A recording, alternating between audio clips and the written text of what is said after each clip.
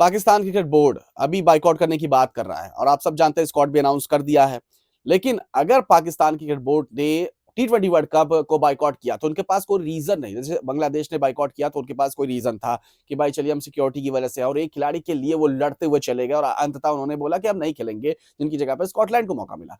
लेकिन पाकिस्तान के पास कोई तुक नहीं है इस बात पे कि अगर वो बायकॉट करे, क्योंकि दोस्तों जैसा वो चाहे कि भाई जो भी सीरीज होगी वो न्यूट्रल वेन्यू पे होगी। श्रीलंका में वो चाहते थे, श्रीलंका में मैचेस हो रहे हैं तो सब कुछ परफेक्ट है, कुछ इसमें चेंज करने की आवश्यकता नहीं है, तो पाकिस्तान के पास कोई तुक नहीं है जिसकी वजह से आईसीसी के रूल्स का उल्लंघन होगा।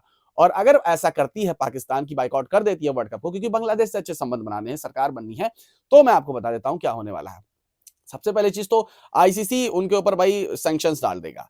ठीक है, दूसरी चीज की कोई भी एशिया कप नहीं होगा, क्योंकि आईसीसी में भी हमारे जय शाह बैठे हुए हैं और बीसीसीआई भी, भाई जाहिर सी बात है इसके अगेंस्ट, क्योंकि होस्ट है।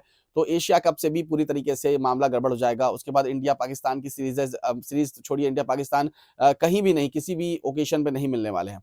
आईसीसी इवेंट्स में भी कुछ ऐसे हो सकते हैं, एक आधी इवेंट्स में बीसीसीआई अगेंस्ट में खड़ी हो जाए या कुछ हो सकता है। तो कहने का मतलब है सबसे बड़ा लॉस जो होने वाला है वो है पीएसएल।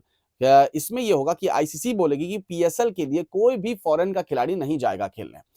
तो फॉरेन के खिलाड़ी अगर नहीं जाएंगे तो इसमें बड़ा ह्यूज लॉस होगा, उनकी पाकिस्तान की सुपर लीग बर्बाद हो जाएगी, उनकी इकोनॉमी बर्बाद हो जाएगी, जो क्रिकेट की इकोनॉमी है। तो कहने का मतलब है कि अगर वो इस तरह की बेवकूफाना हरकत किए तो उनको बहुत बड़े बड़े लॉस होने वाले हैं। पीएसएल में कोई भी फॉरेन का खिलाड़ी नहीं खेलने जाएगा, ये तो आईसीसी सबसे पहले करेगा। उसके बाद फिर एसीसी, मतलब कि एशिया कप में भी पाकिस्तान को बाहर कर दिया जाएगा। उसके बाद आईसीसी भी बहुत सारे इवेंट्स में उनके साथ स्टार्टिंग में तो कुछ ना कुछ सैंक्शंस लगाएगा ही कि भाई आप जब अपनी मर्जी से कर रहे हैं तो अब हमारी भी मर्जी चलेगी।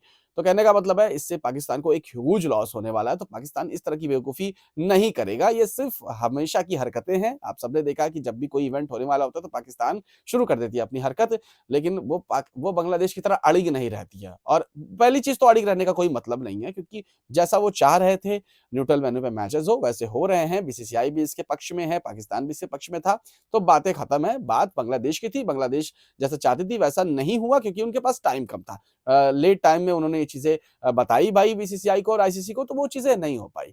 तो वो समझ में आता है। लेकिन पाकिस्तान का इस तरह से हरकतें करना ये बिल्कुल भी वैलिड नहीं है। और अगर वो इस तरह की हरकत करते हैं तो उनके बोर्ड के लिए बिल्कुल गलत हो जाएगा। शायद पाकिस्तान का अस्तित्व धीरे धीरे खत्म होता चला जाएगा क्रिकेट से।